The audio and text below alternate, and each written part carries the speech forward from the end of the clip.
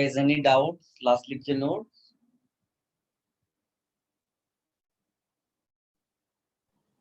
Sir आपने एक point लिखवाया था कि in cyclohexane elimination is possible from trans diaxial conformation. हाँ सर वो एक बार बता सकते हैं वापस सर? ठीक है,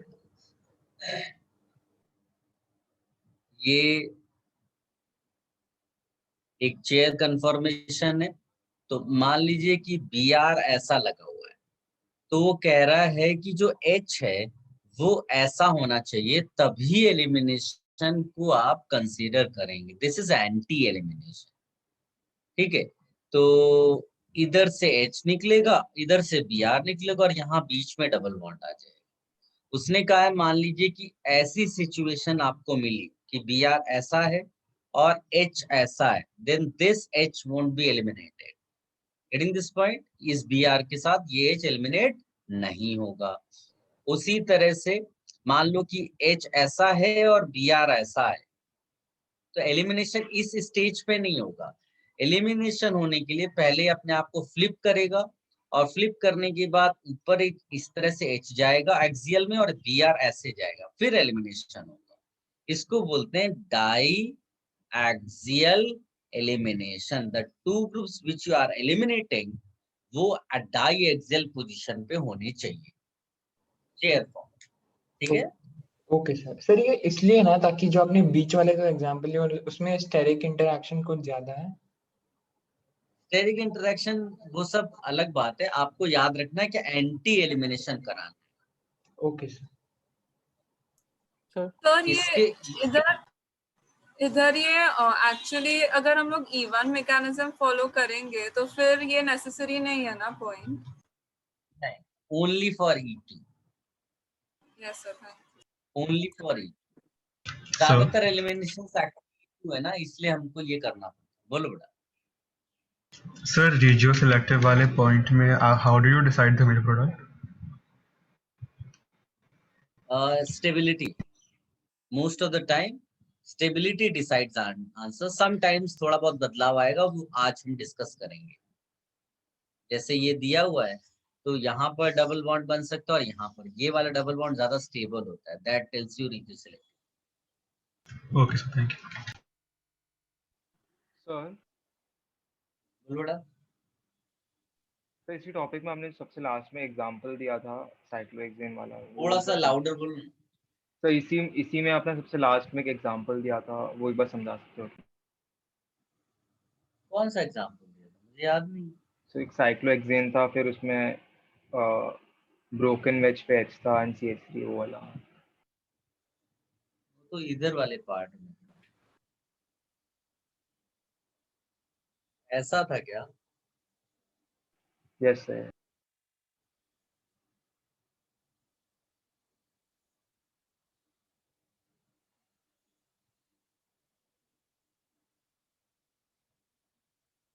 सही क्वेश्चन था। यही तो पूछ रहा है, क्वेश्चन ही तो पूछ रहा है।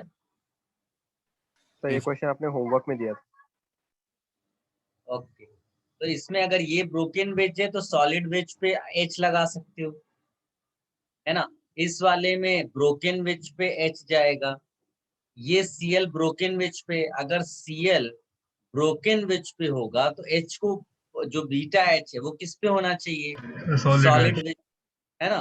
तो दोनों तरफ, सॉरी इधर वाला नहीं, इधर आपको लेना है। तो यहाँ पर सॉलिड वेज पे भी एच है और ब्रोकन वेज पे भी एच है, तो दोनों तरफ पॉसिबल है। तो you will get two products. एक तो इधर बना दिया, और यहाँ CH3 लगा दिया, ये एज सच। दूसरी पॉसिबिलिटी इधर भी निकल सकता था, दोनों बन सकता है। फिर जो मेजर कैसे डिसाइड करेंगे? जिसके पास अल्फा एच ज्यादा हो। ठीक है, यस सर।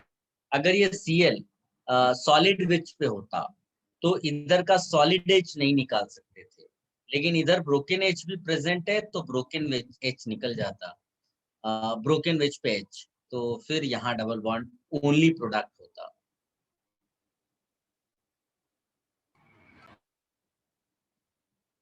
सर आपने सेकंड वाला क्या बताया, वापस बता सकते हो? मैंने बोला अगर बेटा यहाँ पर Cl सॉलिड वेज पे होता, बाकी सब सेम होता, तो सॉलिड वेज अगर ये Cl है तो H को ब्रोकन वेज होना पड़ेगा, जबकि लेफ्ट हैंड साइड का H जो है ऑलरेडी सॉलिड वेज दिया है, ब्रोकन नहीं है, यानी यहाँ डबल बॉन्ड नहीं बन सकता इसका मतलब। और इस तरफ बनेगा क्योंकि अगर Cl सॉलिड वेज है और इधर H ब्रोकन वेज मिल रहा है तो डबल बॉन्ड यहाँ बन सकता है। Okay And this is irrespective of the stability of the product, right, sir?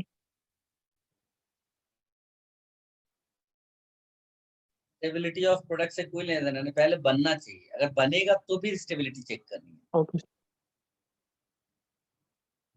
भाई तुम आईआईटी में जाके बहुत अच्छा करोगे, दैट इज ओके, लेकिन बैरियर तो क्रॉस करना ही है ना, एग्जाम तो पास करना है पहले। बनेगा तभी स्टेबिलिटी, तब जज करेंगे कि दो में से कौन ज्यादा बनेगा। सर तो जैसे ही सॉलिड वेज पे Cl आ गया, फिर तो एक ही बनेगा ना प्रोडक्ट। हाँ तब एक बनेगा, उसको लिख लेना, एक ही बनेगा।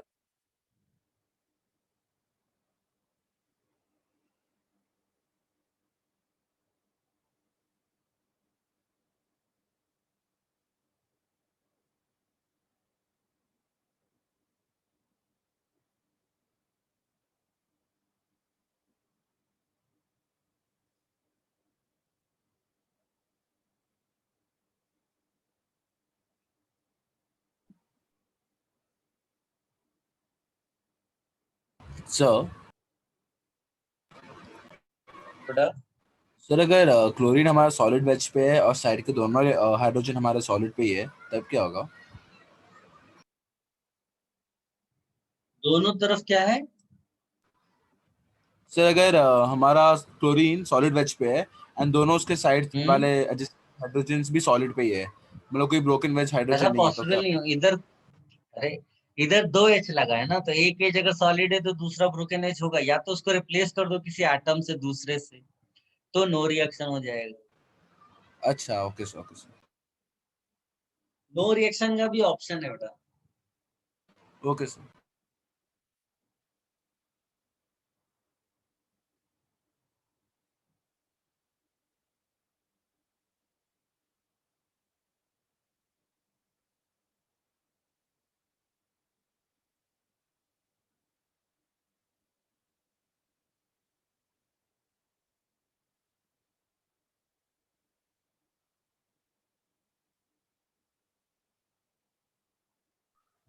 सर ये रिएक्शन में फर्स्ट वाले प्रोडक्ट का मेजर क्वांटिटी रहेगा ना?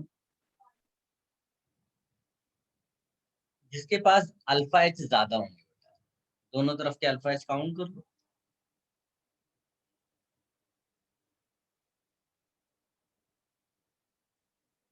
Remove this. सबने सोच लिया क्या क्या पूछना था, हटा दें अभी। और कोई डाउट है?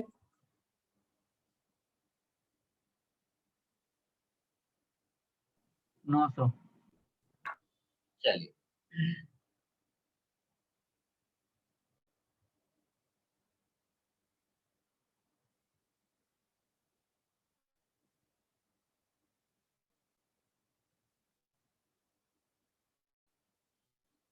अभी जैसे क्वेश्चन चल रहा था कौन सा मेजर बनेगा, ओरिएंटेशन, रिजियो सेलेक्टिव, ये जो टर्म्स आपने अभी बोलना शुरू किया, सो अब इसका थोड़ा और डिटेल्ड डिस्कशन करेंगे हम लोग कि डबल बॉन्ड किधर बनना चाहिए।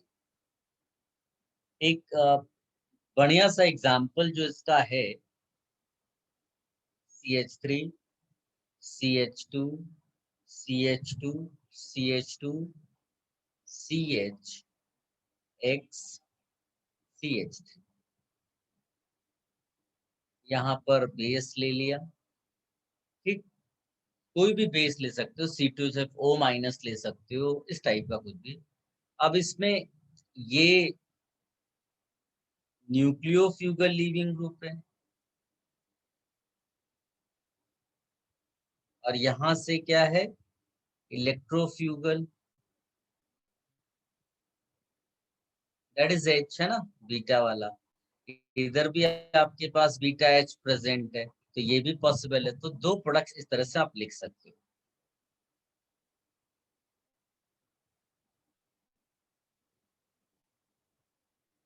देन इस पे आप ऐसा बना सकते हो। बट यू आर आस्किंग और यू आर टेलिंग मी, कोई कह रहा है ये डाउट लेक्चर है, is it true? No, sir. No, sir. ये आप लोग लोड़ा, सर सिर्फ संडे को सैटरडे को था डाउट लेक्चर। वही तो आप देख लो बेटा, जो शेड्यूल में होगा ना मैं शेड्यूल ही फॉलो करता हूँ। अगर उसमें डाउट लेक्चर लिखा है तो मैं कुछ और नहीं लूंगा। तो उसमें अगर मान लीजिए कि आपने बिना देखे कुछ ऐसा सोचा, नहीं अटेंड किया कोई लेक्चर, तो आपका लॉस नहीं होगा। तो जो शेड्यूल में दिया है मैं मोस्टली वही फॉलो, अगर कुछ वैसा होगा तो मैं पहले से इन्फॉर्म करूंगा। ये दो प्रोडक्ट्स मिल गए है ना। ऊपर वाले को क्या कौन सा प्रोडक्ट बोलते हैं, कौन सा बेटा नाम के हिसाब से? Right, sir. ये सेट जस्ट प्रोडक्ट हो गया, और इसको बोल देंगे हॉफमैन। ये डबल एफ या single F, double N, single N, इस चक्करों में मत पड़ना। हॉफमैन लिखा होगा तो तुम समझ जाओगे कि भाई हॉफमैन है, वो शक्तिमान नहीं नजर आएगा तुम्हें। ठीक है, तो इसमें स्पेलिंग को लेके बहुत इधर उधर मत होना कि डबल एफ है, डबल एन है, क्या है। ठीक है, ये हो गया। अब इसमें प्रोडक्ट जो है ना, आपका मेजर प्रोडक्ट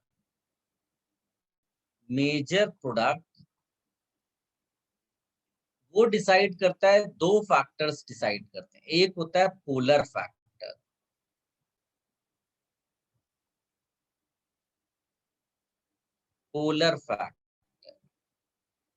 दूसरा होता है यहाँ पर स्टेरिक फैक्टर। या मैं अगर ये बोलूं कि mostly Saytzeff but Hofmann major product is decided by, तो मेरे ख्याल से ज्यादा क्लैरिटी तुम्हें हो जाएगी।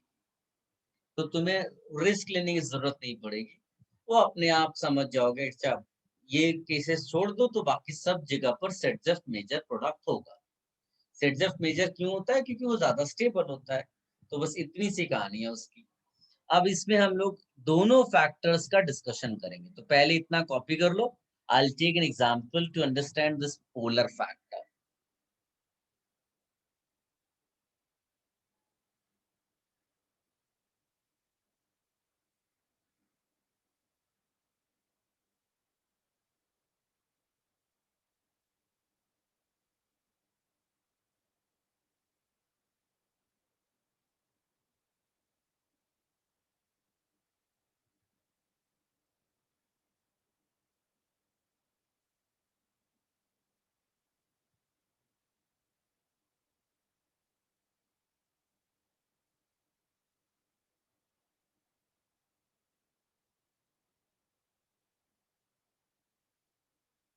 सो मोस्टली सेटजेफ के बाद क्या लिखा है?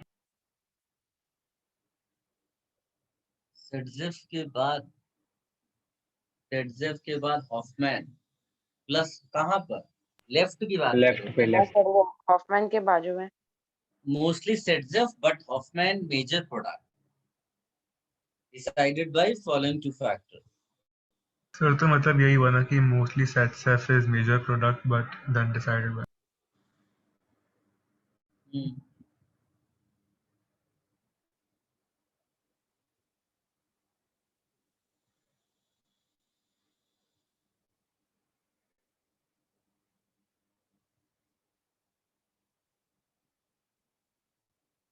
सर ये पोलर फैक्टर बेस का होता है क्या? क्या बेटा? सर ये पोलर फैक्टर सॉल्वेंट का होता है? अभी बताते हैं। कॉपी कर लिया इतना? सर एक मिनट। Yes sir.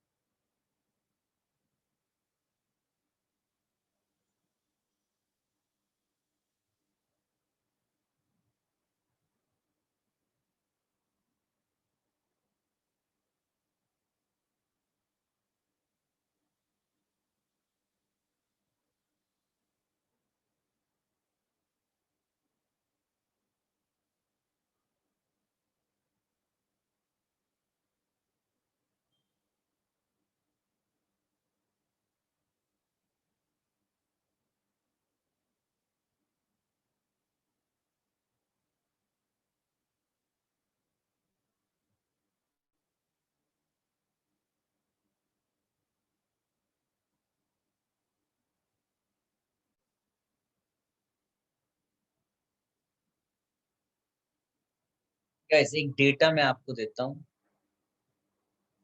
और प्रीवियस रिएक्शन ओनली, मतलब एक प्रोडक्ट आपका वहां पर हेक्स-2इन है जिसको आप सेटजेफ बोल रहे हैं, और एक प्रोडक्ट आपका है हेक्स-1इन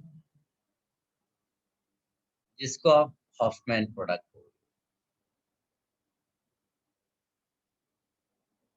ठीक है, लीविंग ग्रुप का एक मैं आपको एग्जांपल देता हूं कि अगर CI बॉन्ड था तो जो हेक्स-2इन का परसेंटेज है वो करीब करीब 81% है, तो ये 19% लिख देंगे। ये डेटा है, हाँ?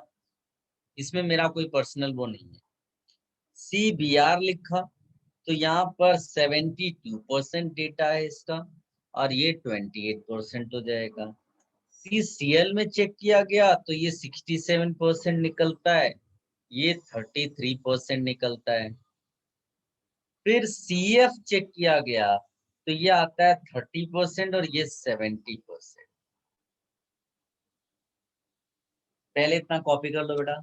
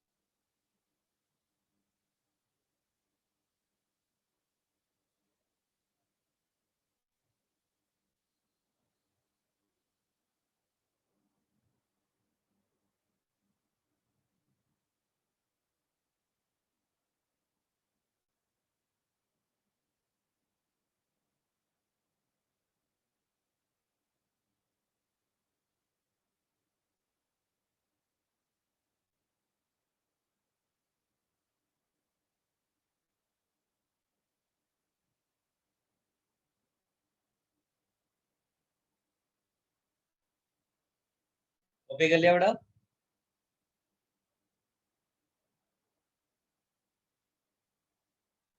Yes sir. अब इसमें एक खास बात ये है कि अगर इस डेटा को एनालाइज करते हैं तो एनालिसिस से क्या पता चलता है कि ये जो CX बॉन्ड है becomes stronger from I to F. Am I correct?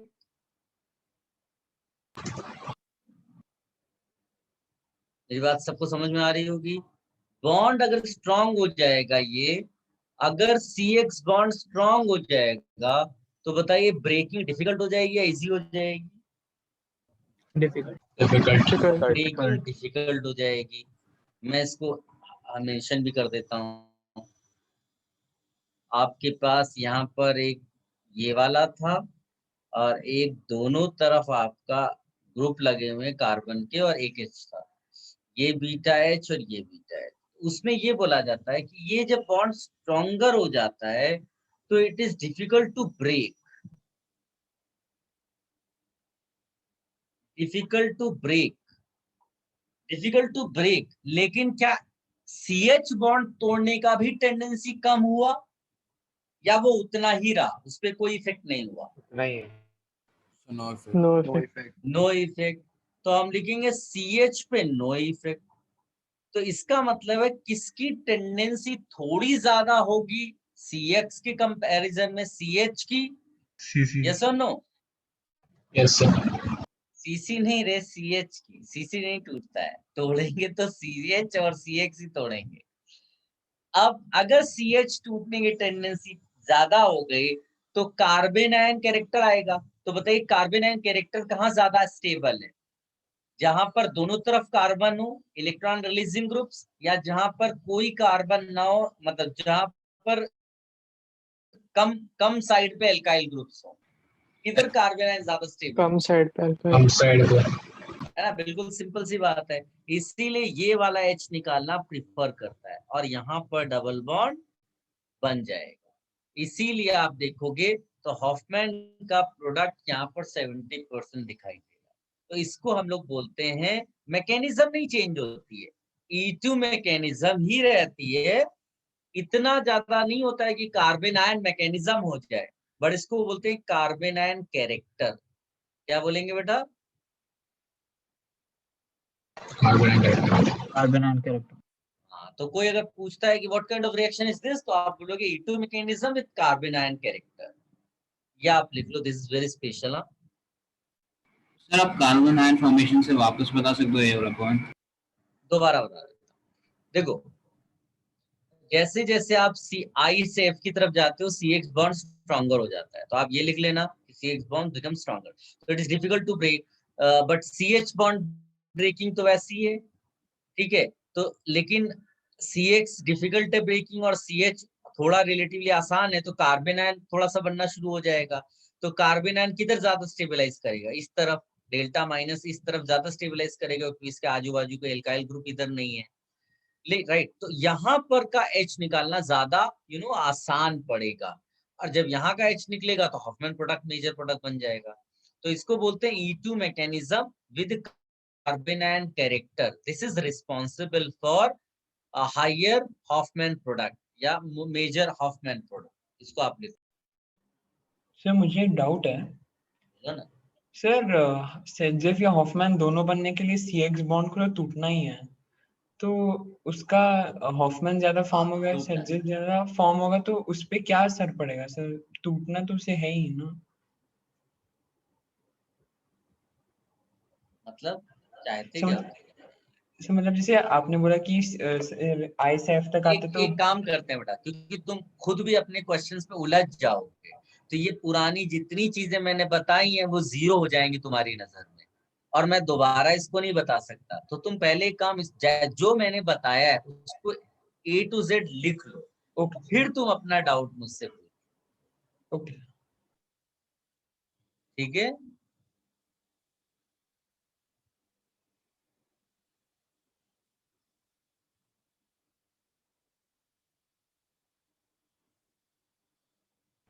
Sir yes बेटा। सर वो राइट वाला H क्यों निकलता है, एक बार और समझा सकते हो? बिकॉज CX बॉन्ड स्ट्रॉन्ग होने की वजह से जो है, और CH बॉन्ड रिलेटिवली वीकर होने की वजह से कार्बन आयन कैरेक्टर आता है ट्रांजिशन स्टेट में। तो ट्रांजिशन स्टेट स्टेबलाइज तभी होगी जब कार्बन आयन उसका स्टेबल होगा, और कार्बन आयन उसका कॉर्नर वाले कार्बन पे ज्यादा स्टेबलाइज करता है, इसलिए यहाँ से H निकलने की टेंडेंसी ज्यादा होगी। Okay sir. तो उधर आपने वो CH नो इफेक्ट का क्या मतलब हुआ? क्या बेटा? आपने CH उधर वो नीचे एक पॉइंट लिखा है ना, CH नो इफेक्ट, उसका मतलब क्या है? वो तो इसके लिए, मतलब इन दोनों के लिए जब बोला गया कि जब तुमने I से F की तरफ गए तो CX बॉन्ड पे असर हुआ, और CH बॉन्ड पे तो कोई असर नहीं हुआ, क्योंकि चेंज तो तुम X रहे हो ना। तो CX बॉन्ड पे असर हुआ तो okay difficult to sir. Break नजर आया। CH पे कोई असर नहीं हुआ तो नो इफेक्ट लिखा। फिर रिलेटिवली चेक किया गया तो एक थोड़ा वीकर निकला। सर बोलो ना। सर तो ये वाला एग्जांपल CF के लिए क्या पर्टिकुलरली?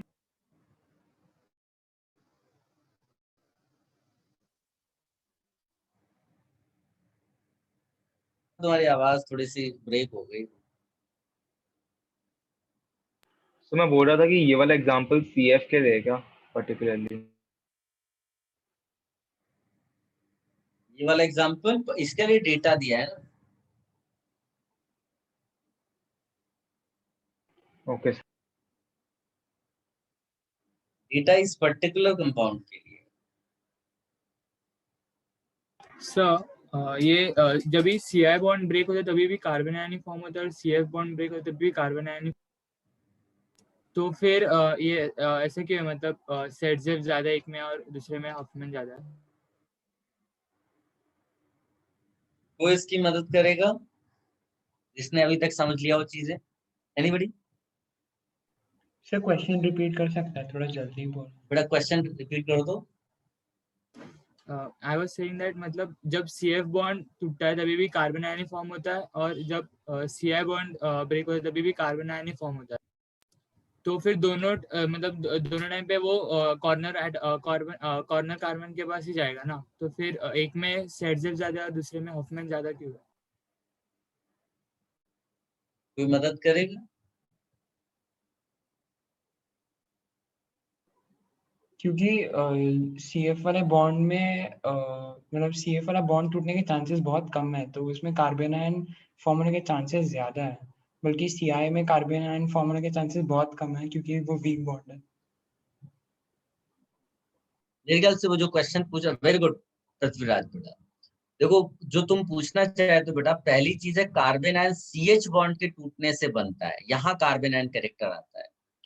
जब तुम ऊपर वालों की बात करते हो ना, तो उसमें साइमल्टेनियसली CX और CH टूटते हैं, और जब साइमल्टेनियसली CX और CH टूटते हैं तो ना तो उसके अंदर कार्बोकेटायन कैरेक्टर होगा, ना उसके अंदर कार्बन आयन कैरेक्टर होगा, उसके अंदर डबल बॉन्ड कैरेक्टर आएगा ट्रांजिशन स्टेट में। और डबल बॉन्ड कैरेक्टर आने पर डबल बॉन्ड की स्टेबिलिटी चेक की जाएगी, और डबल बॉन्ड की स्टेबिलिटी चेक करने पर सेडजेफ मेजर बन जाता है। लेकिन अगर मान लो तुमने CF बॉन्ड चूज किया स्पेशली, तो CF बॉन्ड तोड़ना डिफिकल्ट हो गया रिलेटिव टू अदर हेलोजन, लेकिन CH बॉन्ड जो है उस टाइम पर, उस पर्टिकुलर एग्जांपल में CH बॉन्ड का टूटना थोड़ा आसान है। तो ट्रांजिशन स्टेट के अंदर कार्बन आयन कैरेक्टर आएगा, और कार्बन आयन कहाँ पर स्टेबल होता है? वहां पर जो कॉर्नर वाला CH था, इसलिए आपका हॉफमैन मेजर हो गया। क्या आप समझ पाए बेटा? Yes sir, got it, thank you. तो जो डाउट तुम्हारा आया ना, उस डाउट को लिखो, और उसके नीचे इस एक्सप्लेनेशन को लिखो जो तुम्हें समझ में आया। Yes sir.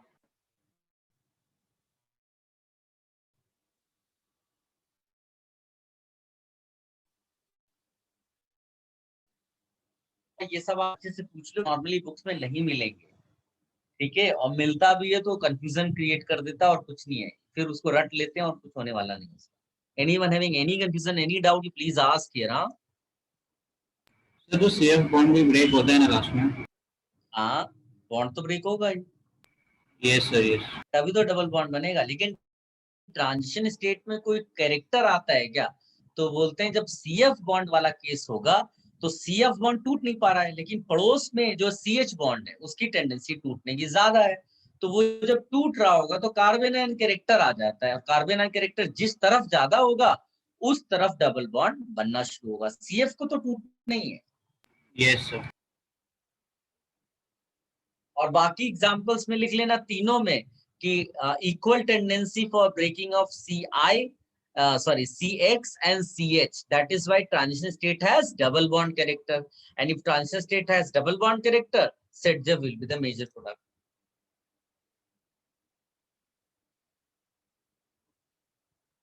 तो स्टेटमेंट रिपीट कर सकते हो? यार अब मेरे से रिपीट नहीं होगा, 4-5 बार बता चुका हूँ सेम चीज, कोई हेल्प करो भाई इसकी।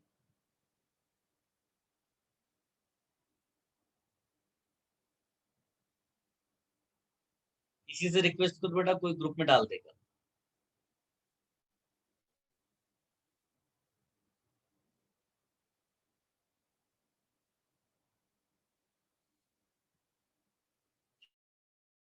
Should I remove this? Wait, sir.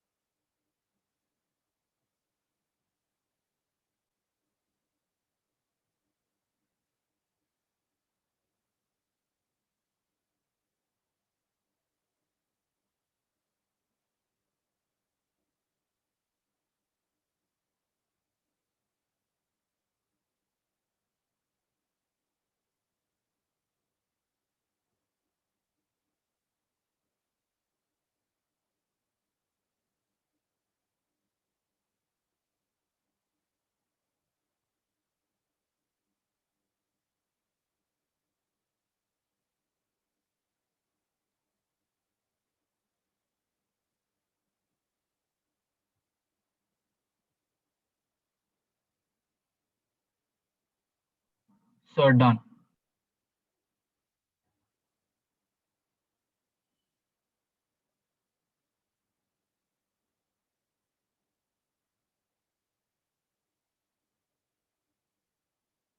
चलिए नेक्स्ट इसका लेते हैं केस। देखिए एक और डेटा मैं आपको देता हूँ। I am just changing the leaving group from BR to SR2 plus, फिर NR3 प्लस। ये डेटा तुमने यहाँ से यहाँ गए, तो जो तुम्हारा प्रोडक्ट है हॉफमैन प्रोडक्ट और सेटजेफ प्रोडक्ट इधर।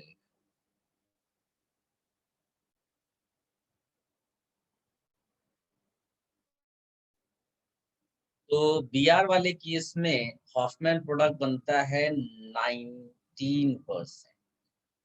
थोड़ी देर पहले डेटा लिखा था बेटा 74%। तो रिएक्शन सेम है ना? क्या बेटा? रिएक्शन सेम ही है ना? 74 नहीं, क्या गलत लिख दिया यार। 70 to 28। 28 था। 81%। अभी थोड़ी देर पहले डेटा लिया था। हाँ सर हाँ वो लगभग आई वही के BR आता का है, है एक आध कार्बन कम ज्यादा हो जाता है। इसका डेटा मेरे पास जो सर ये हॉफमैन प्रोडक्ट 1981 का आयोडीन का है। हाँ सर। आयोडीन का है क्या? 28 एंड तो 72 है। बदल लो, इसमें क्या फर्क बात, चाहे उधर आयोडीन लगा दो या स्टेट है। कितना लिख दो बेटा? सर 28 72। 28 72। सही है अभी। यस अब सर। इस वाले में यहाँ पर जो है जो डेटा है वो है 74% और ये है 26%। फिर ये आता है 95%, ये आता है 5%। देखो कितना ड्रास्टिक चेंज हुआ है। इसको भी कॉपी कर लो पहले।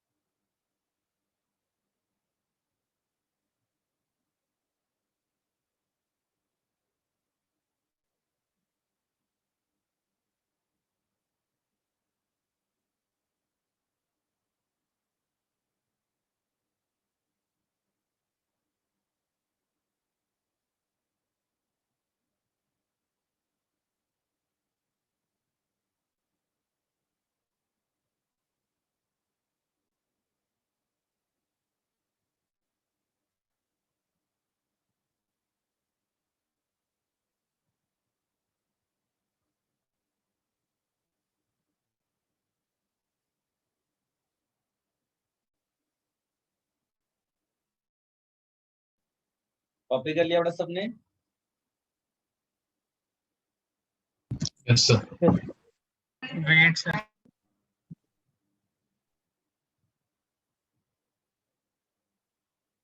तो जो लास्ट वाला है उसमें CH3 होल थ्राइस होगा ना?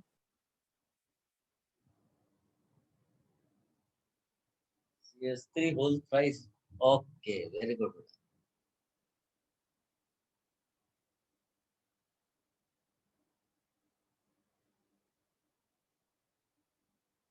सर तो डन। डेटा लिख देना, नहीं तो कोई पता चला 4 महीने बाद आकर बोलेगा कि सर आपने निकाला कैसे था।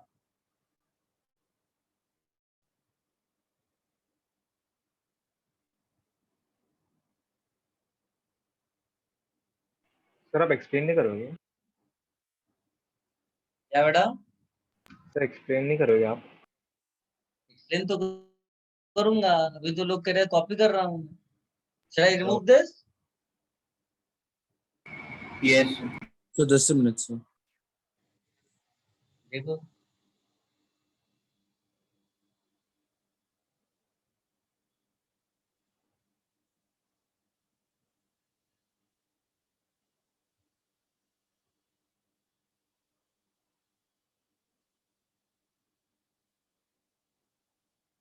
Done sir.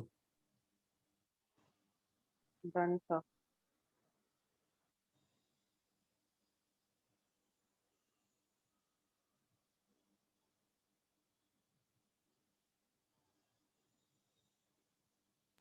Sir done. Done. Yes sir.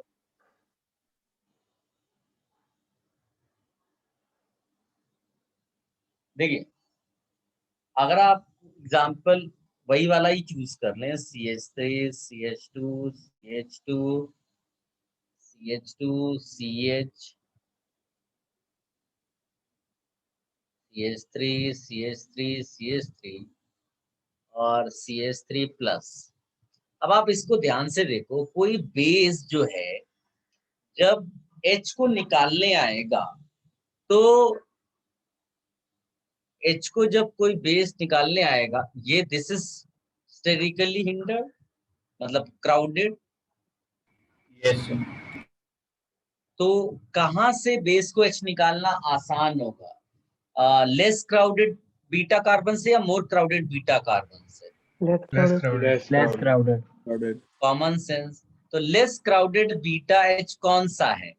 Right वाला। राइट वाला। तो बस ये जाएगा, इसको निकालेगा और मेन प्रोडक्ट आप समझ के कौन सा बनेगा। ठीक, यहाँ वाला डबल बॉन्ड आपका मेन प्रोडक्ट बनेगा। तो वो चीज आप लिख लो बेटा, है ना, कि these are the bulky groups. So for base it will be difficult to remove crowded beta H, and that is why Hoffman product forms as the major product.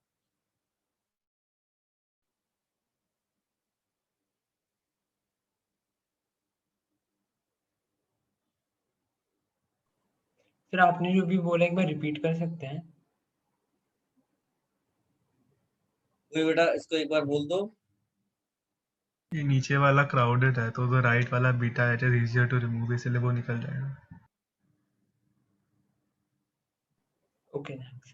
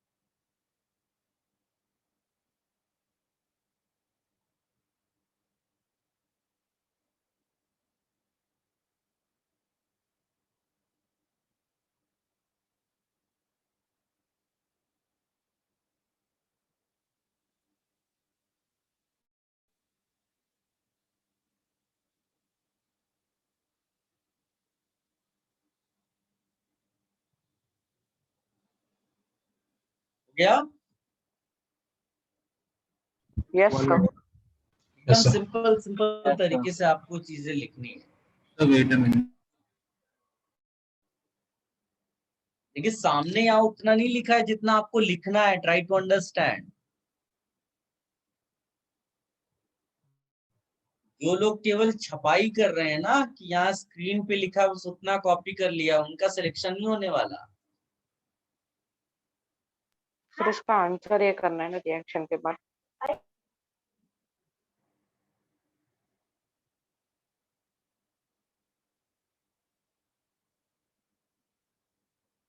Answer नहीं लिखना है अपना, आंसर तो ऑलरेडी लिखा हुआ है पीछे data में, एक्सप्लेनेशन लिखना है।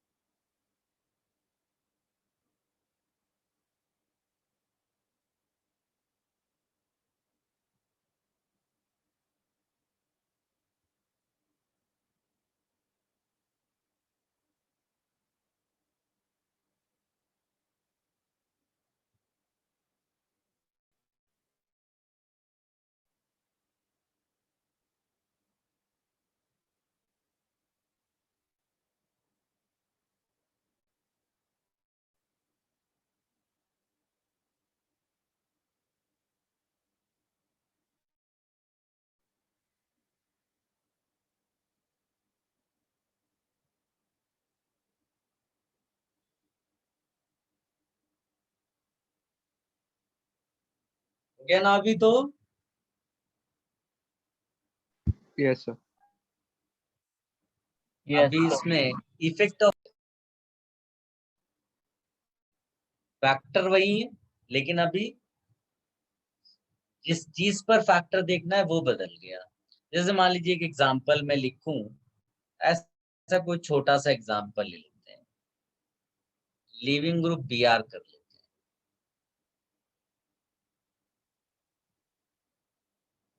और ये इस पे देखो, दो प्रोडक्ट्स तो हर बार लिखने हैं।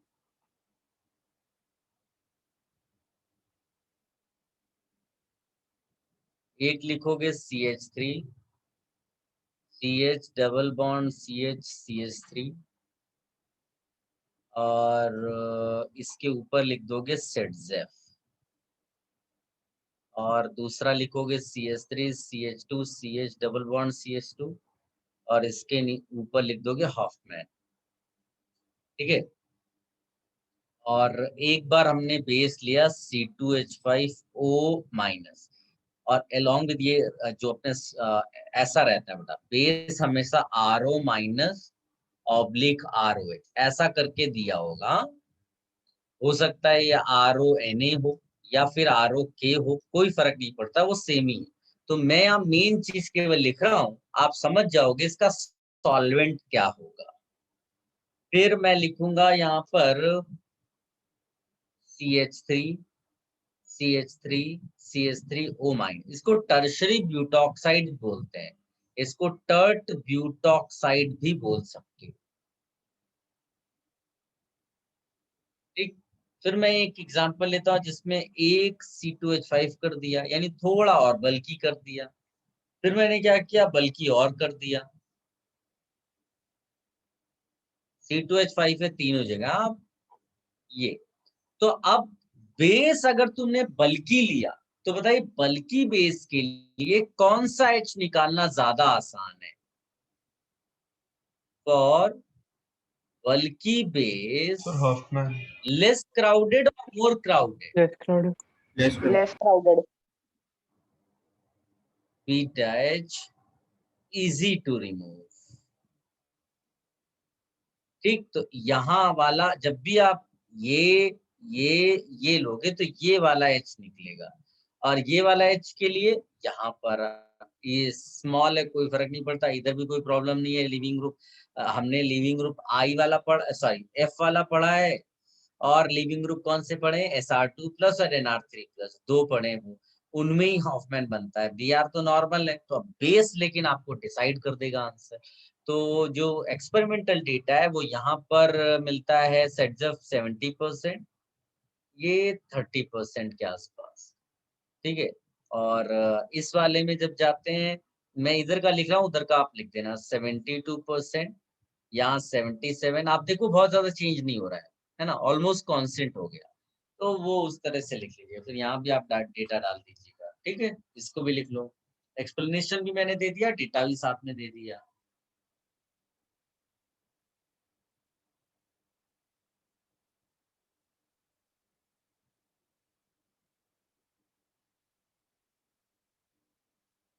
सर इसका एक्सप्लेनेशन ये है ना कि बेस ज्यादा बल्कि है।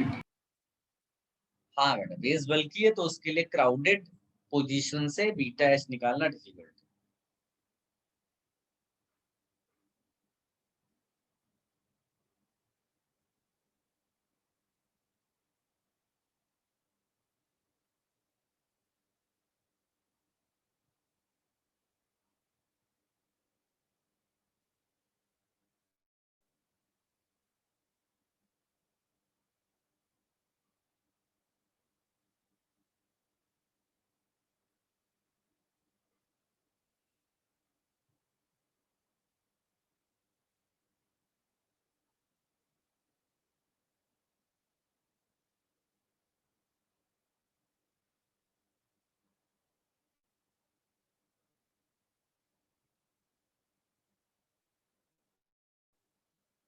सो टर्ट के बाद क्या लिखा आपने?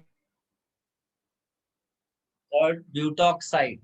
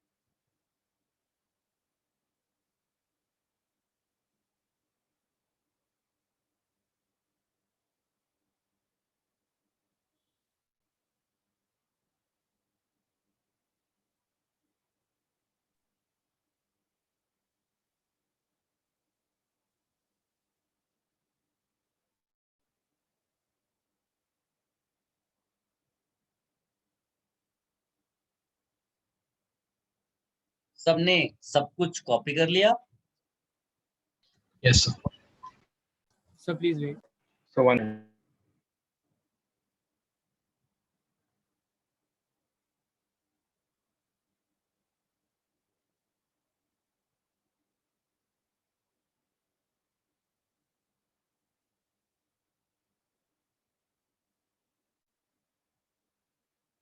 Sir, done.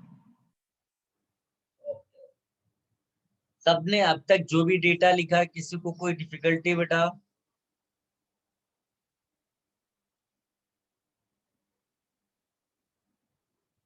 नो डिफिकल्टी, आगे मूव करें।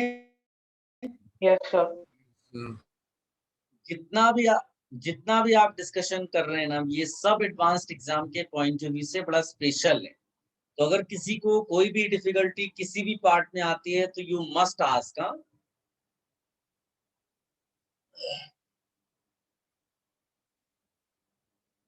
इसमें एक लिखिएगा हेडिंग करके, हॉफमैन एग्जॉस्टिव मिथाइलेशन।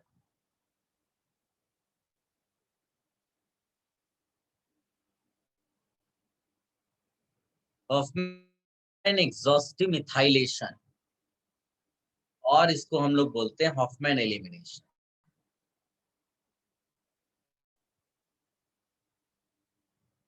दोनों सेम है। लिखिएगा, नोट बोलूं, हेडिंग डाल लिया? Sir 1 minute.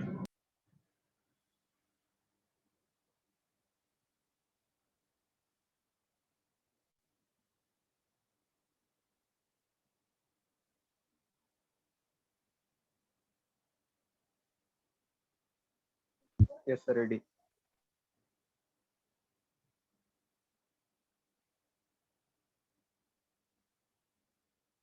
लिखिएगा, Hoffman elimination is also known as exhaustive methylation to produce alkene.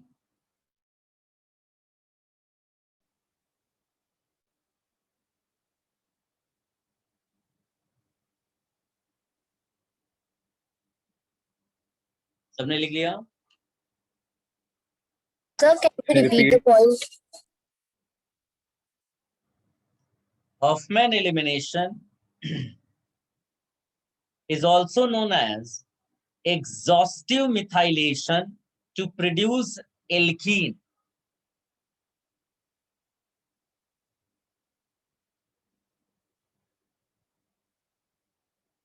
So can you repeat once more? Hoffman elimination is also known as exhaustive methylation to produce alkene.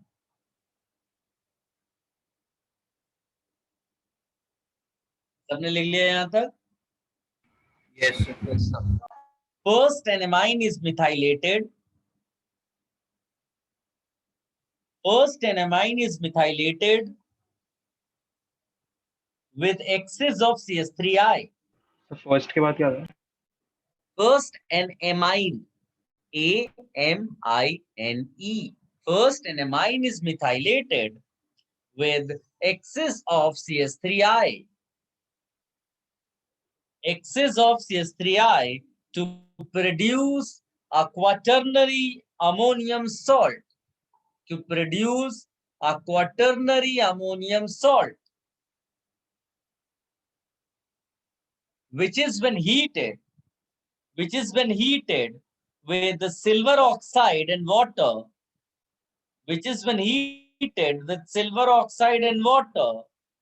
gives an alkene. So can you repeat So can you repeat from quaternary? Quaternary ammonium salt, which is when heated with silver oxide and water,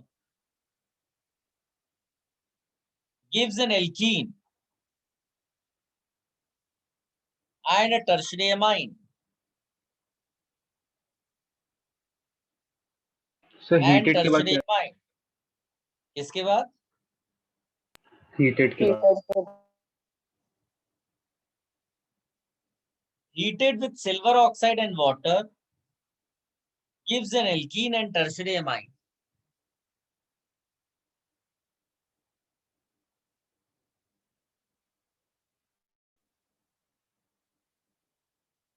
sir alkene या alkyne?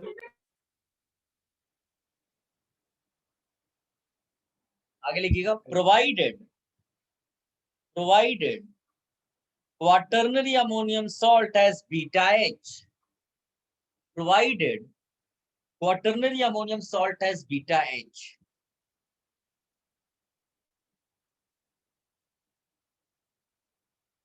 So provided Quaternary ammonium salt has beta H.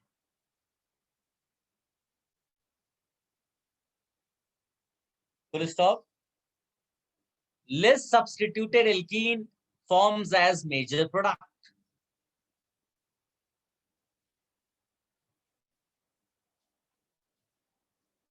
So can you repeat once more? Less substituted alkene forms as major product.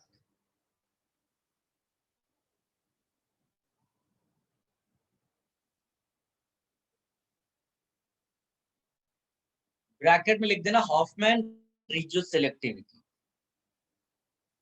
Hoffmann regio selectivity.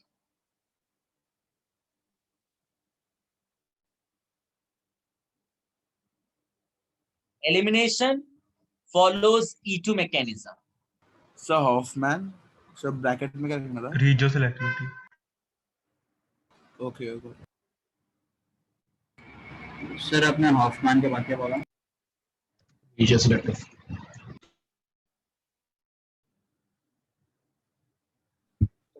Last point elimination. सबने इतना पूरा लिख लिया? Sir elimination follows के बाद E2 mechanism. Anti elimination.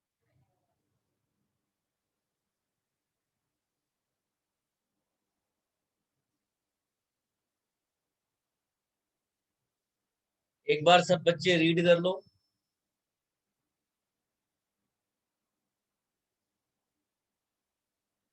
Sir आप वो वाला लाइन वापस रिपीट कर सकते हो क्या? Amine is methylated. कोई इसको रिपीट करते बेटा वो चीज. First, an amine is methylated with excess of CH3I to produce a quaternary ammonium salt.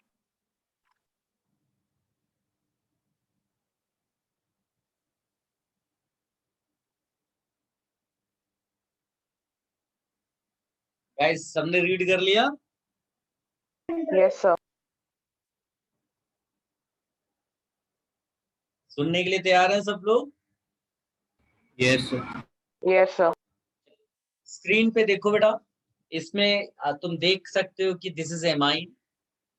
ठीक. अब इस एमाइन में ये जो तुमको दो हाइड्रोजन एटम्स यहाँ दिखाई दे रहे हैं ना, जब तुम एक्सेस ऑफ CH3I डाल दोगे तो ये दोनों हाइड्रोजन रिप्लेस हो जाएंगे, प्लस एक एक्स्ट्रा मिथाइल आएगा, इससे क्वाटर्नरी एमाइन बन जाएगा.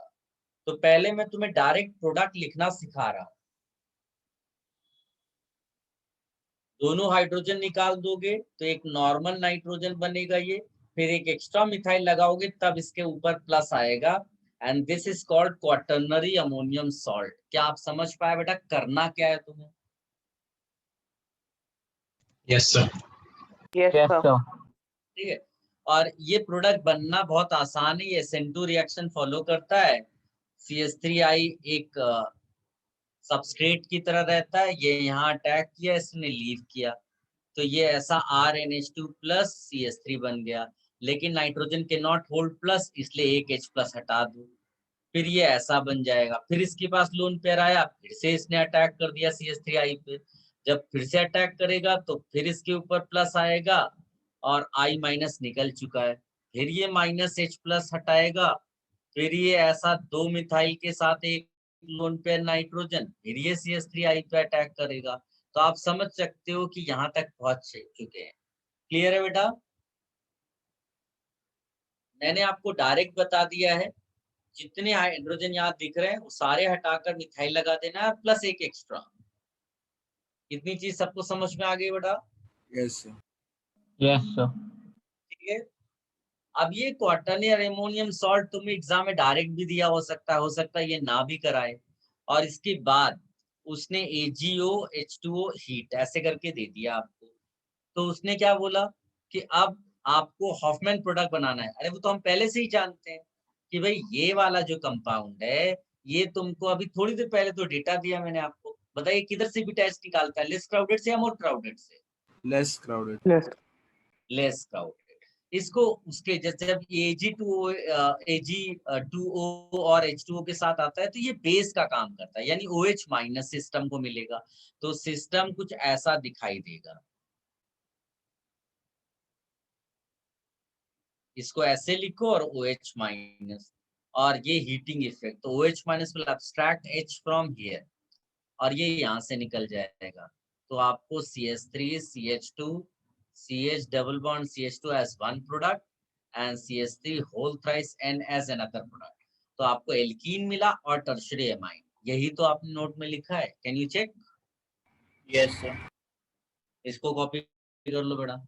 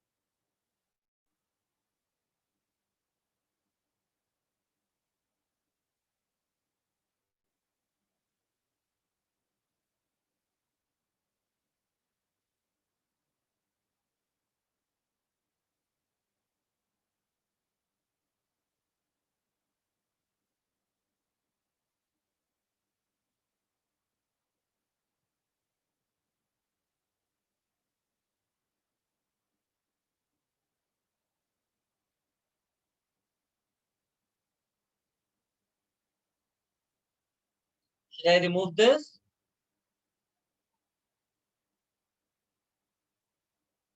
So wait.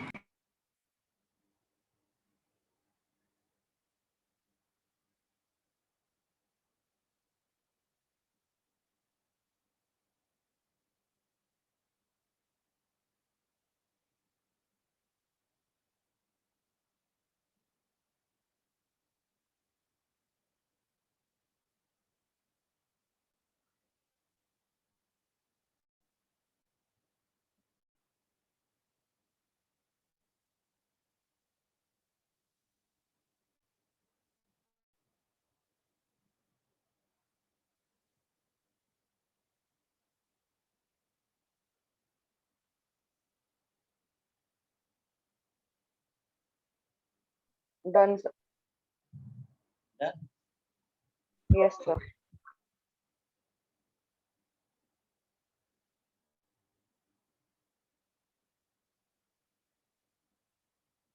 इसका आंसर बताइए बेटा सब लोग। You can share your answer on WhatsApp group.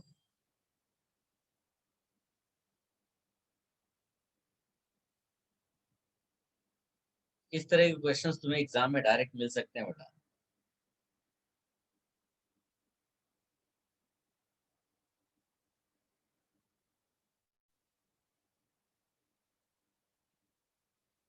Sir वो एरो क्यों बनाया? कौन सा एरो? नहीं नहीं कुछ नहीं।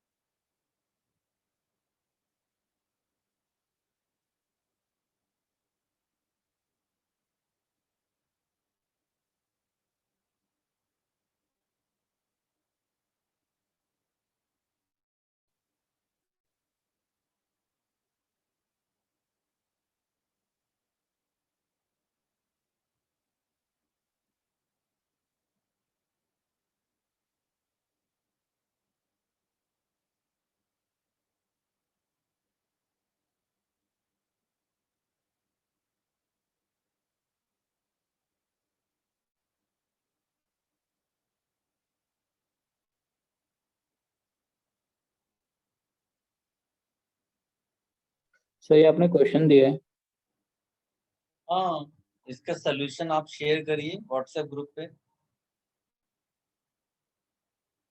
Okay sir.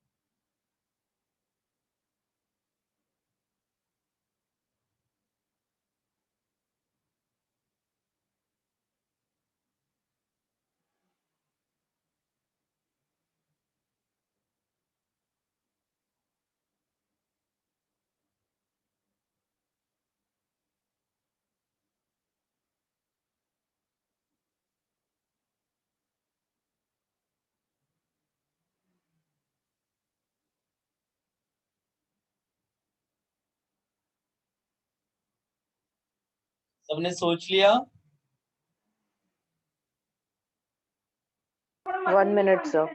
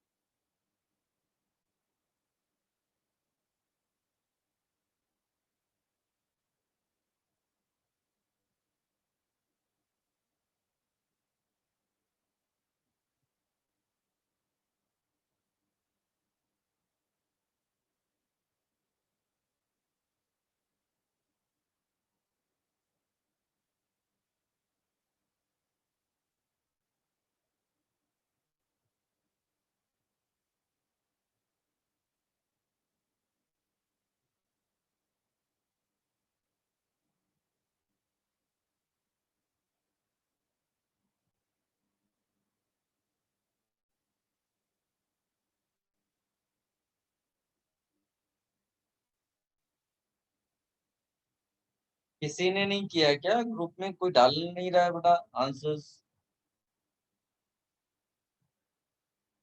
सर ए आ गया, बी वाला नहीं आ रहा। कोशिश करिए बीटा एच रिमूव करना है बेटा। सिंपल सा फंडा है, less crowded beta H is remove. बस इतना याद रखो। सबसे पहले ये पता करो कितने बीटा एच है कौन कौन सी जगह पर, फिर उनमें से जो लीस्ट क्राउडेड उस वाले एच को निकालो, उसके बगल में डबल बॉन्ड लगा दो, और डबल बॉन्ड लगाते समय एन और उस सी का बॉन्ड भी ब्रेक कर दो।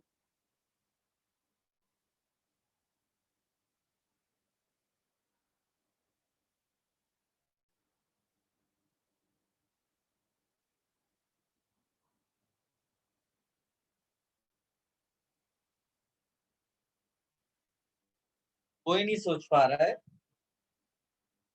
Sir 2 minute.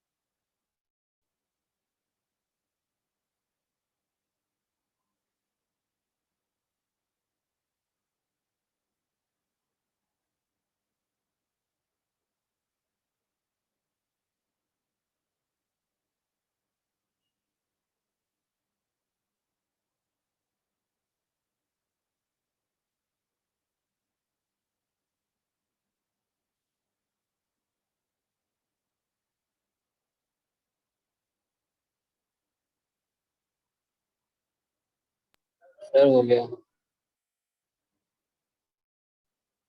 किसी ने भेजा नहीं है, वो तो गया। देखो कितना आसान क्वेश्चन है, मैं आपको बताता हूँ। सबसे पहली चीज मैंने आपको क्या स्टाइल सिखाई है, एक्सेस दिया है, ये एमाइन है, मैंने कहा जितने एच हो वो निकालना है और एक एक्स्ट्रा एच, ठीक है। All H connected to nitrogen +1 connected to nitrogen will be replaced by CH3 and 1 extra CH3। इतना आप लिख लो अपनी स्टाइल में, और जब ऐसा कर दोगे तो क्वार्टरनरी एमाइन मिल जाएगा। ऐसा यहाँ एक 2 CH3 दिखाई देंगे तुमको इस तरह से। क्या इतना सबको समझ में आया बेटा? Yes sir. Yes sir. Yes sir.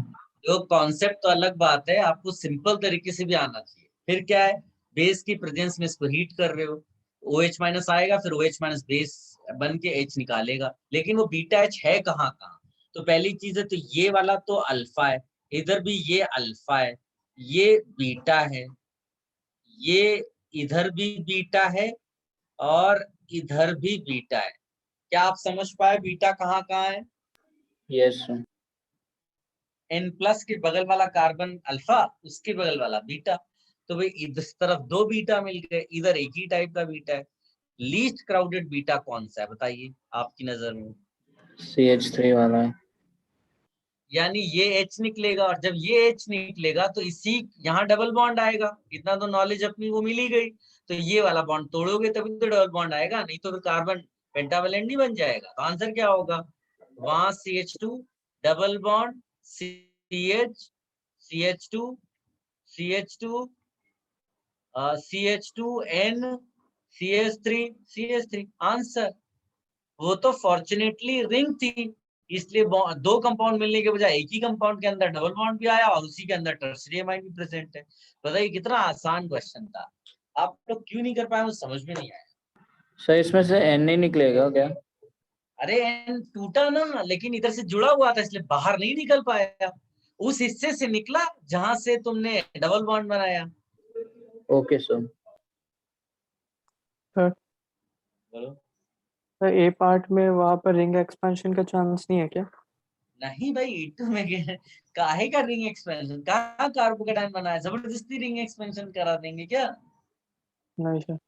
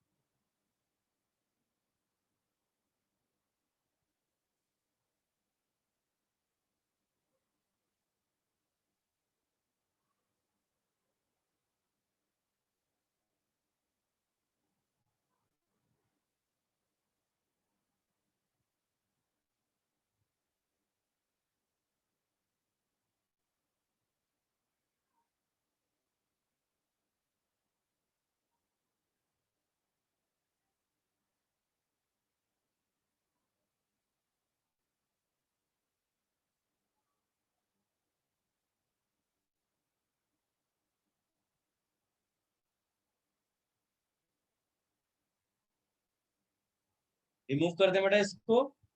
So wait. Wait, अच्छे से लिख लेना बेटा क्या किया हम लोग ने, that is very very important.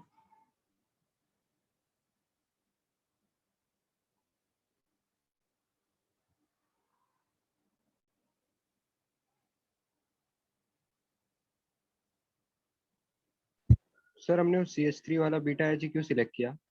वहां लिख लीजिएगा least crowded beta H is eliminate.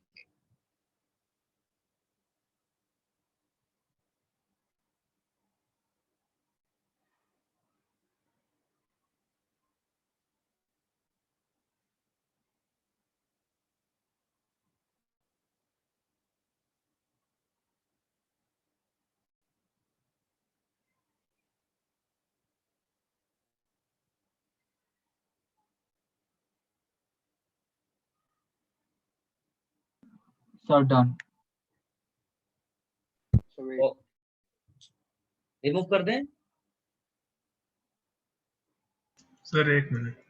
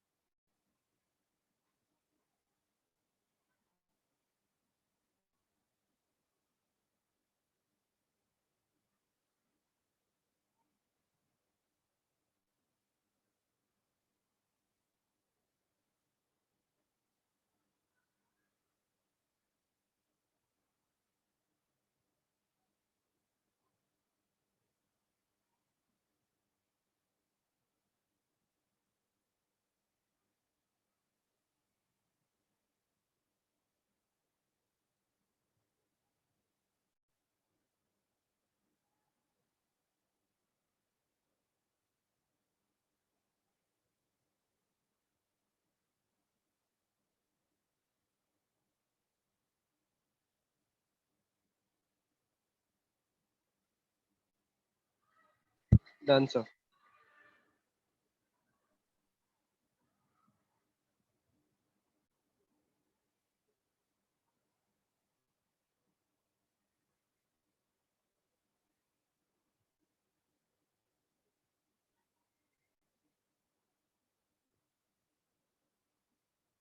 इस बार बेटा पक्का आप सही आंसर निकालना।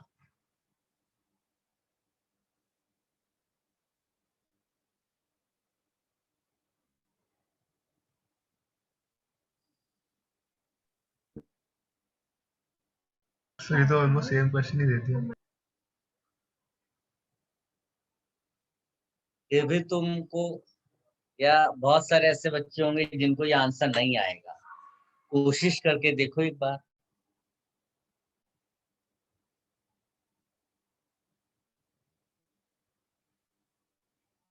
कई बार ऐसा लगता है कि सेम क्वेश्चन मिल गया और जल्दबाजी में मिस्टेक कर देते हैं।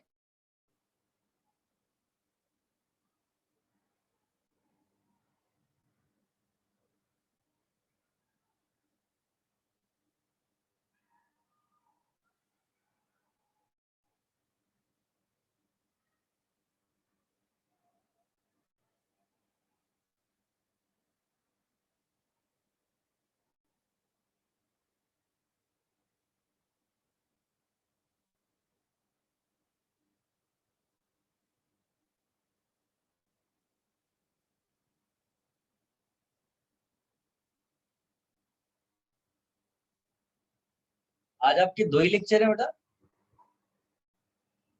नो सर, तीसरा भी है 7:30 को। अच्छा,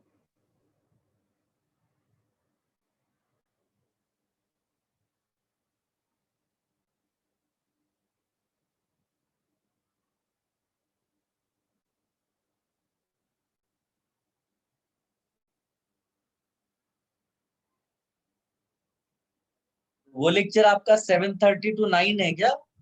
yes sir. Yes sir. Okay, आजकल आपका 9 o'clock तक लेक्चर जाता है। हाँ सर। सर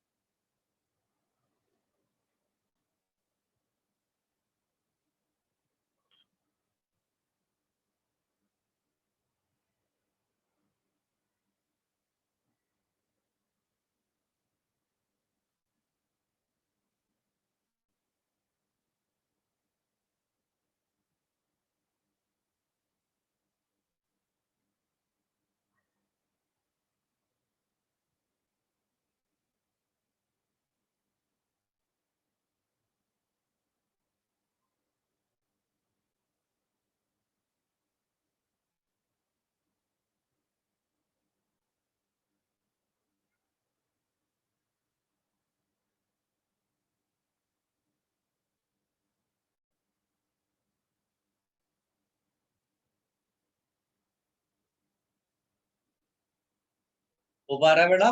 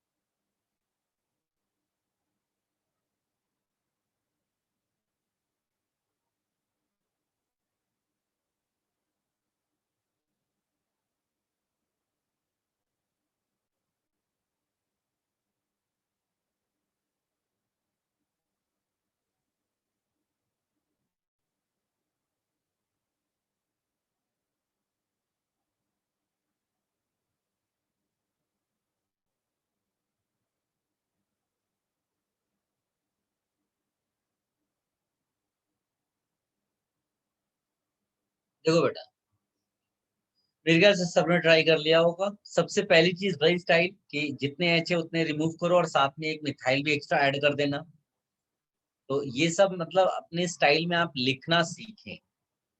ज्यादा स्टैंडर्ड लैंग्वेज के चक्कर में नहीं ये पढ़ना है, अपने को आंसर निकालना आना चाहिए। ये क्वार्टरनरी एमाइन, क्या ये सब लोगों ने बना लिया? Yes sir. ठीक है, किसी को मेरे ख्याल से कोई डिफिकल्टी नहीं आएगी, एकदम सिंपल तरीके से आपको मैंने समझा रखा। फिर मैंने बोला है कि आप अल्फा कार्बन और बीटा कार्बन देखो, ये वाला अल्फा है, ये यहाँ पर बीटा है, इधर ये अल्फा है, तो ये आपका बीटा है। क्या और भी कोई बीटा है?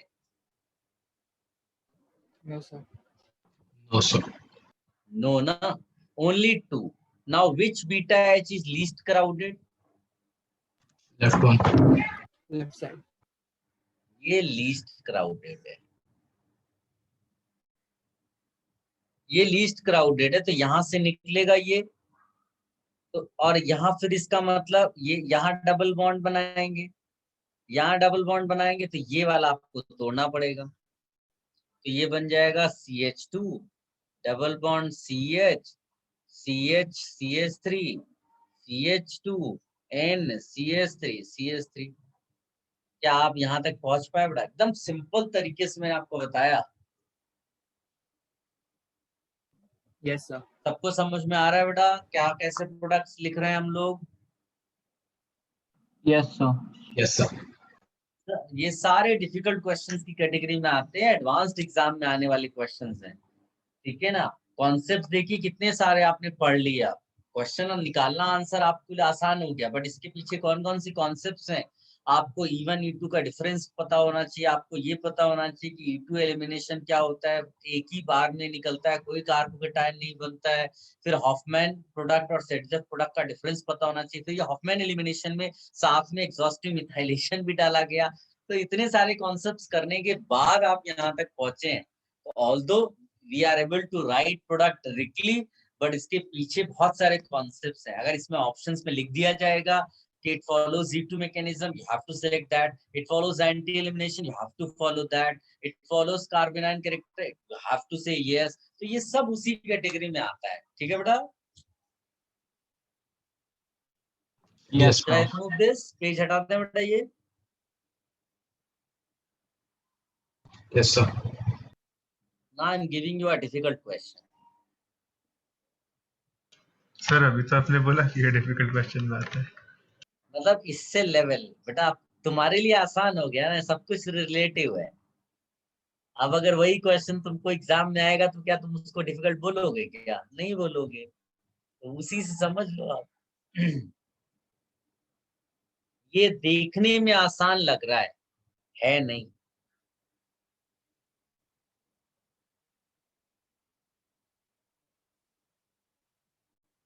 गाइस हो सकता है यहाँ पर ऐसा करके और फिर हीट यहाँ लिखा हो, तो समझ लेना कि ये जो बी है ना उसमें खाली आपको ये स्क्वायर ब्रैकेट लगा के OH माइनस लगा देना है, और स्क्वायर ब्रैकेट वही क्वार्टरनरी अमाउंट जो यहाँ लिखा है वो यहाँ लिख देना है।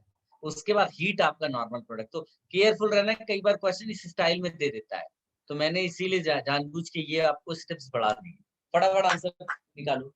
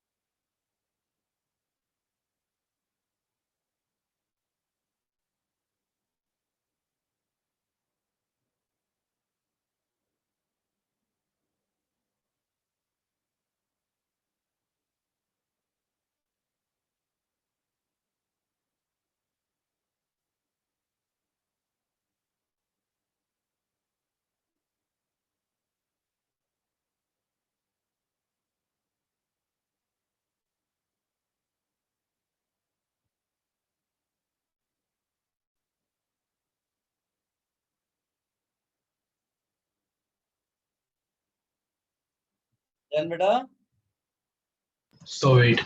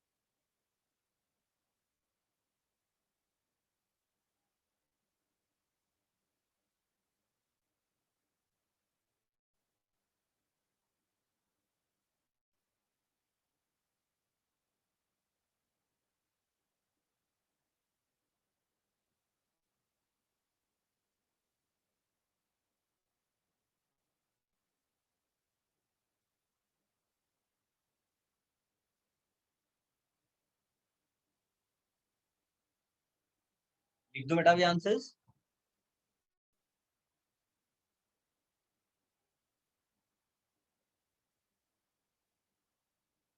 देखिए सबसे पहले वही कहानी, यहाँ पर अब एक भी H नहीं है तो H का तो रिप्लेसमेंट नहीं होगा, लेकिन एक एक्स्ट्रा मिथाइल वाला जो पार्ट है वो तो अभी भी लग सकता है।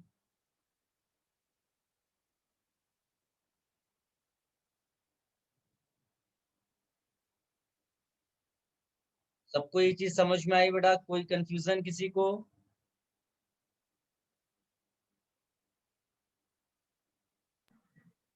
No sir.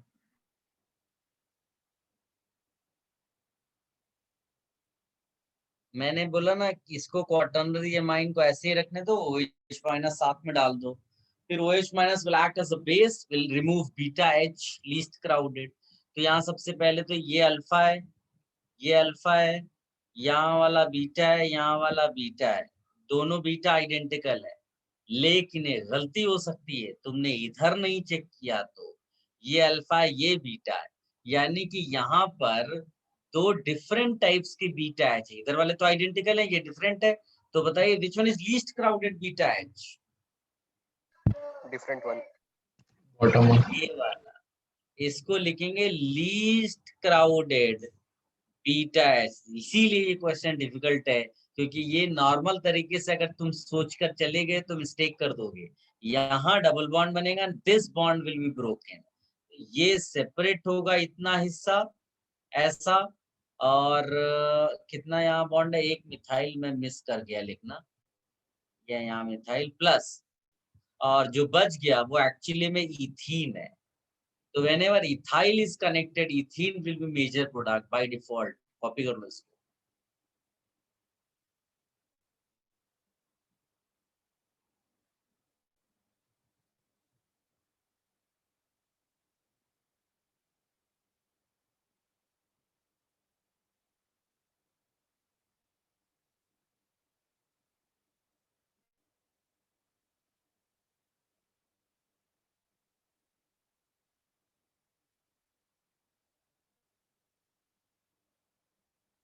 So तो ethene is the major product, right?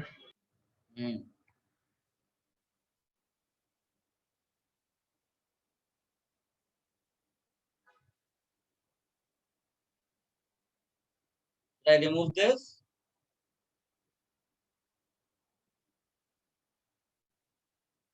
Yes sir. अब इसमें एक ऑफमैन स्टाइल में ही एक है, उसको लिखिएगा कोप एलिमिनेशन।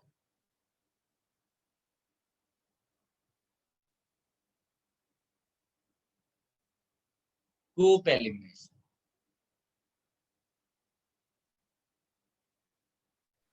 सर न्यू हेडिंग है। New heading.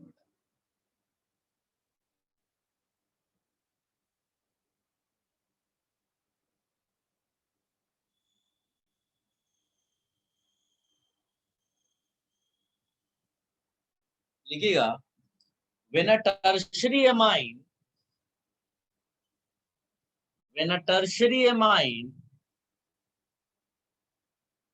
is treated with, when a tertiary amine is treated with H2O2/C2H5OH,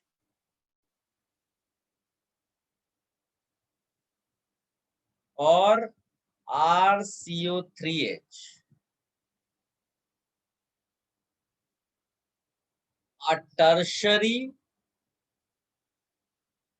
amine oxide is formed.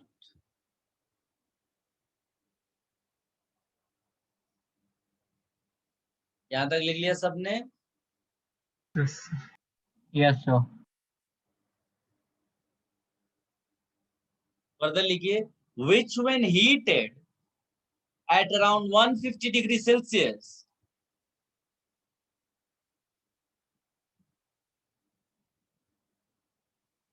produces an alkene, and and N, dialkyl hydroxylamine.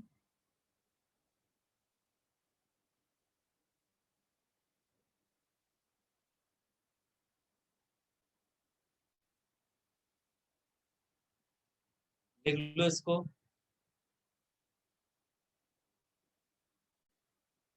This reaction is stereoselective syn elimination.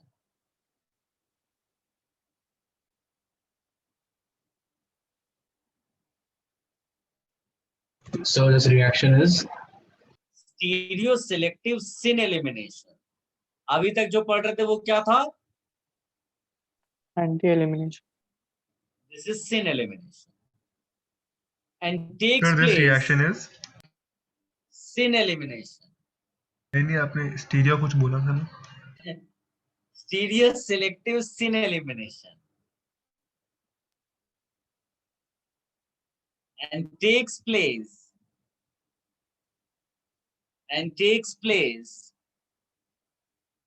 in a concerted manner. CONCERTED, concerted manner.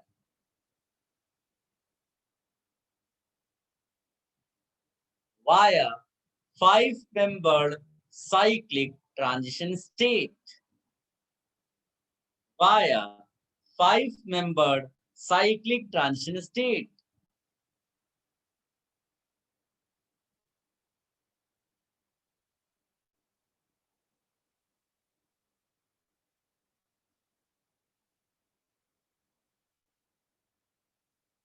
लिख लिया बेटा सबने?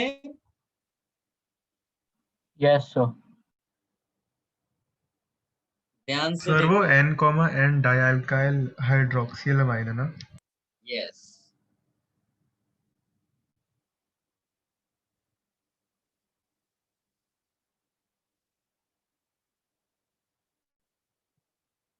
ये एक tertiary amine है बेटा। इसका reaction H2O2 के साथ करा दिया गया, तो उसने बोला है ऐसा एक प्रोडक्ट आपको बनाना है।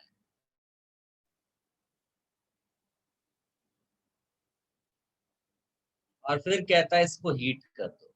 अब देखो मैजिकल चीज, आपको बाहर से बेस ऐड करने की जरूरत ही नहीं है। बताओ क्यों? ऑलरेडी O माइनस प्रेजेंट है। Yes, internally this acts as base. तो बताओ ये सेम साइड यानी अपनी साइड से H निकालेगा या पीछे जाकर के H निकालने जाएगा? अपनी साइड से। कॉमन सेंस है। जबरदस्ती का इतना टेंशन क्यों लेगा जिंदगी में कि जिधर से निकल सकता है नहीं घूम के जाएगा? इतना तो नहीं होने वाला। ठीक, प्लस ये खुद भी क्राउडेड है तो लेस क्राउडेड बीटा H को ही प्रिफर करेगा। लेस क्राउडेड बीटा H को प्रिफर करेगा, यानी कि ये ऐसा एक एलिमिनेशन कराएगा। और अगर आप टोटल मेंबर्स काउंट कर लो 1 2 3 4 और एक H, तो 5 मेंबर ट्रांजिशन स्टेट में आएगा। ध्यान से देखना बेटा, ये फिर तुमने ये H ऐसे निकाला, ये यहाँ N है जिसपे प्लस है और 2 CH3 है, एक O है, और ये वाला जो है ये ऐसे H को लेगा। क्या आप मेरी बात समझ पा रहे हो बेटा? Yes sir. Yes sir. तो ट्रांजिशन स्टेट जब बनाएंगे आप, तो ट्रांजिशन स्टेट की खास बात यहाँ पर होगी, यहाँ पर एक डबल बॉन्ड बनना शुरू होगा, ये बॉन्ड ब्रेक होना शुरू होगा, ये बॉन्ड बनना शुरू होगा, ये बॉन्ड एज सच रहेगा यहाँ पर, यानी इसको आप ऐसे ही बना दो, ये बॉन्ड टूटना शुरू होगा। ये ट्रांजिशन स्टेट हो गई 5 मेंबर। फिर जो बॉन्ड टूट गया उसको पूरा तोड़ दो, CH3 CH2 CH double bond CH2 is the answer. और साथ में CH3 CH3 और ये OH ऐसा निकाल। ठीक है, any confusion? This is seen elimination, यहां लिख लेना आप। इसको हम लोग EI मैकेनिज्म कहते हैं। क्या बोलते हैं? EI mechanism.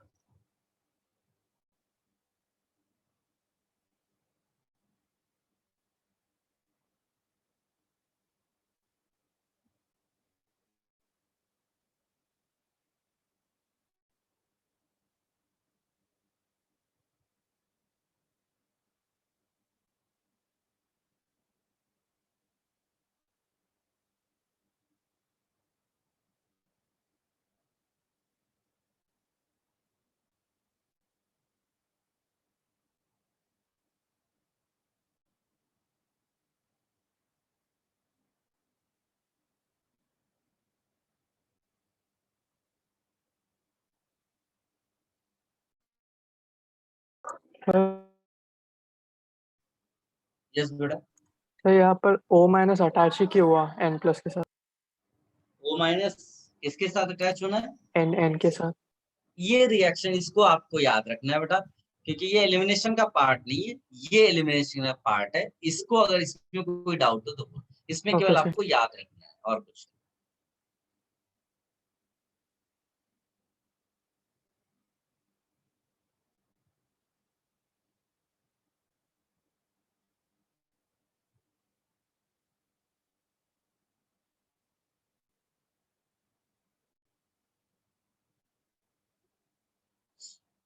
Done? Great, sir.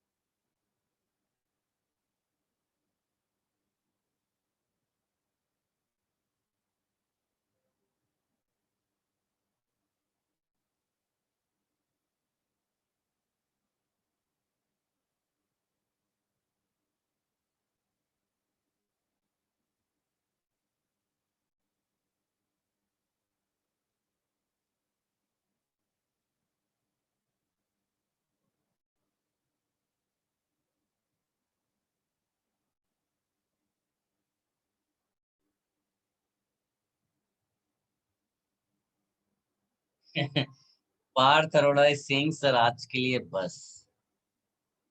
चलिए कोई नहीं, एक हेडिंग आप डाल लो और फिर आप रेस्ट करो। Shall I remove this? Yes, sir. Just put one heading और इसका डिस्कशन हम नेक्स्ट लेक्चर में करेंगे। एस्टर पायरोलिसिस, ये छूट सकता है, ये उसी का पार्ट है। इसमें भी हम लोग EI मैकेनिज्म फॉलो करेंगे। ये भी सिन एलिमिनेशन। इसको भी आप लिख कर रखिएगा, नेक्स्ट लेक्चर हम यहीं से शुरू करेंगे। ठीक है, अच्छे से आज का लेक्चर आप रिवाइज करिएगा बेटा। ठीक है, और कुछ कंफ्यूजन है तो नेक्स्ट लेक्चर में बात कर लेंगे। Bye. Sir, thank you. Okay.